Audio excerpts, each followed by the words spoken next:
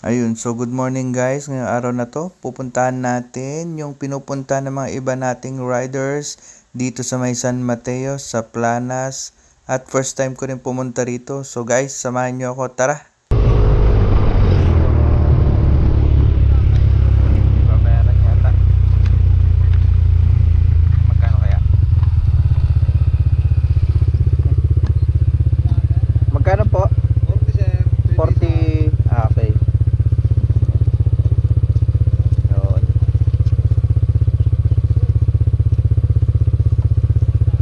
Yun. Thank you. Paakyat na po tayo. Daming tao guys.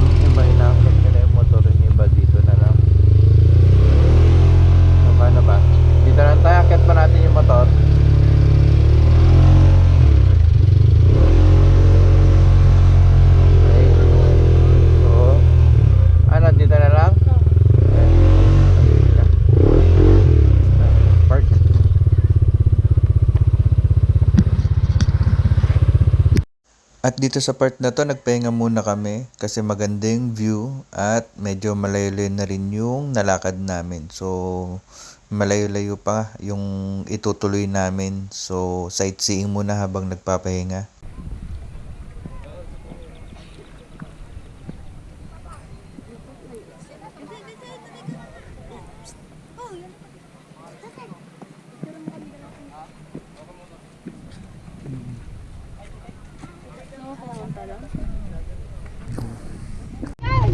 Akyat up. May benta kaya silang pagkain doon. Check natin. Uy, ito madalas. Ay, butik.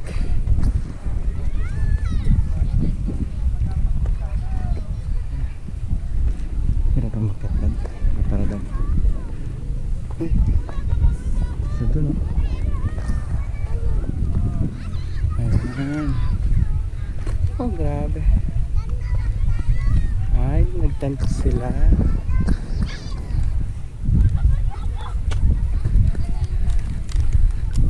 Meron pa doon. Ayun, so katatapos ko lang din magpahinga at gustong gusto ko talaga akyatin yung bundok dito sa lugod ko. So nag-iipon lang talaga ako ng lakas ng loob at sobrang tarik at talagang madulas talaga siya. So susubukan ko pa rin akyatin yan. Nakakatakot pero madulas.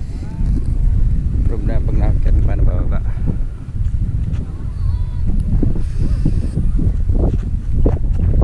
Plus kasi feeling ko okay naman. Subukan nga natin. Up.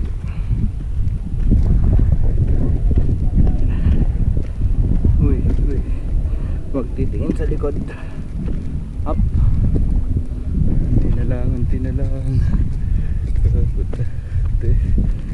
Tika.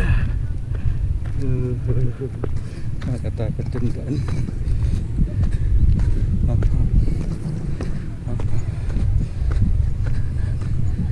Natin.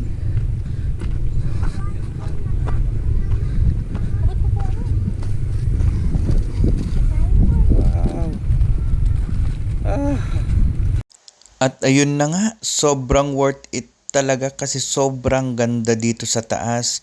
Ayun, so makikita mo talaga yung mga dinadaanan at yung ibang view talaga. Ayan, gusto ko na nga magpagulong-gulong dyan pababa kasi hindi ko talaga alam kung paano ko bababa mamaya.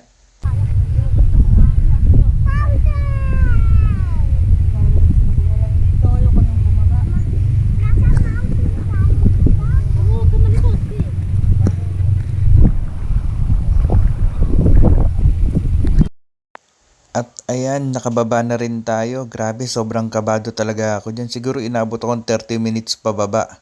Sobrang hirap talaga. Pero at least ang ganda ng adventure nung pagpunta sa taas. Ayan, so yun lang talaga ang pinunta namin at pauwi na rin talaga kami. At hinahabol namin, sobrang tirik na rin ng araw. Mainit na masyado. Baka umitim tayo, guys. Tara.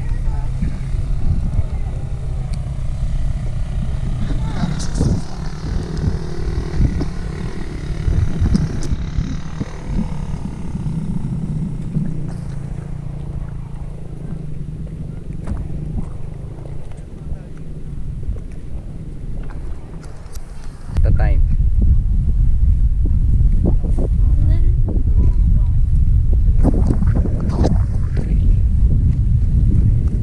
Up, teka. Uy, yeah. Yes.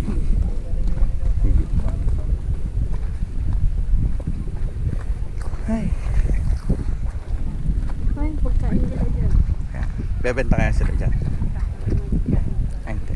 Bebenta sila. At ayun na nga, pauwi na kami guys. So maraming salamat and thank you for watching.